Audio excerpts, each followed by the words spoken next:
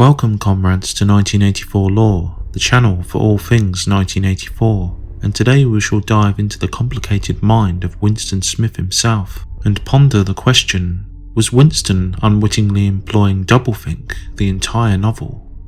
Firstly, for those less familiar with the plot and the term, what is doublethink, and how does it apply in brief with Winston's situation? Doublethink is the process of holding two contradictory thoughts in one's mind simultaneously and believing both. An example could be the knowledge that 2 plus 2 equals 4, but that 2 plus 2 also equals 5. Though the two are seemingly mutually exclusive, to the trained mind both answers can be true, as O'Brien himself confirms when he says to Winston that the answer can be 4, 5, or many other answers simultaneously. The irony in the context we're considering it today, of course, is that Winston is using doublethink not to accord with party thought and orthodoxy, but in opposition to it, more specifically employing it to both know and yet not know that his own rebellion against the party is futile.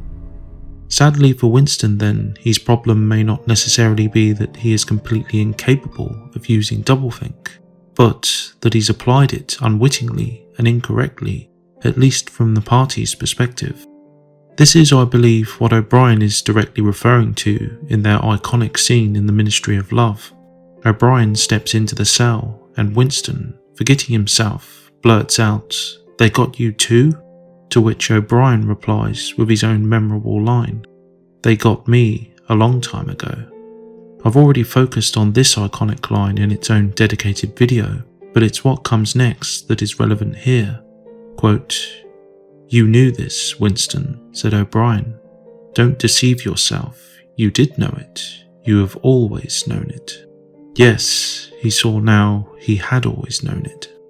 Winston indeed had always known that his own thought crime and rebellion were futile and his defeat inevitable, yet we also see throughout the novel how Winston still acts to rebel, seriously committing to a slew of terrible acts he is willing to perform in O'Brien's office. Winston and Julia even humour themselves at one stage, allowing themselves to briefly indulge in fantasies of maintaining their deception indefinitely, or even escaping to a life as a married Proles couple. Yet throughout the book, there is abundant evidence that Winston is fully aware of his fate and the futility of his rebellion. In Part 1, Chapter 2, we come across another famous line from Winston's diary. Quote, "Thought crime does not entail death. Thought crime is death." A clear admission he knows he is already doomed given the effectiveness of the thought police.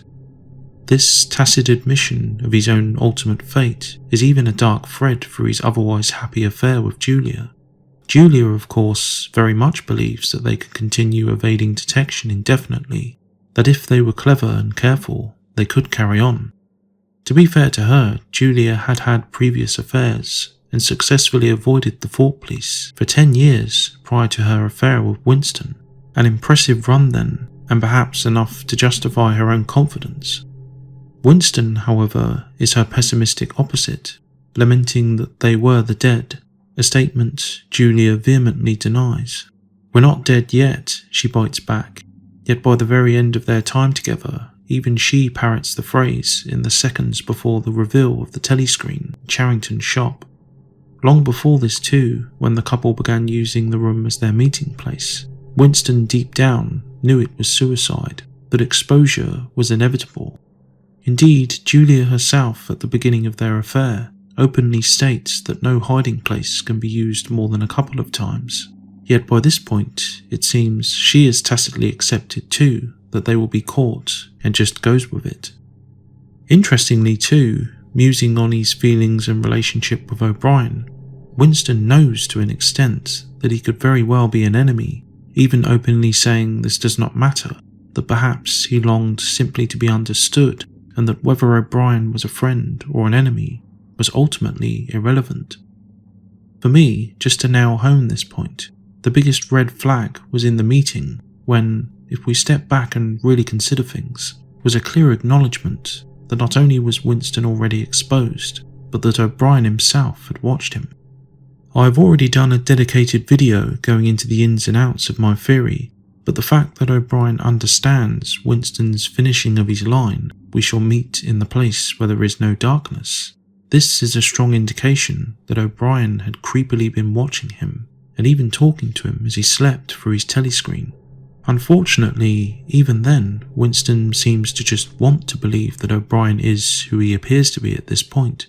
Perhaps he even needs it to be true, as O'Brien throughout, perhaps on a par with the Proles, is Winston's great hope for the future, that the party could be overthrown.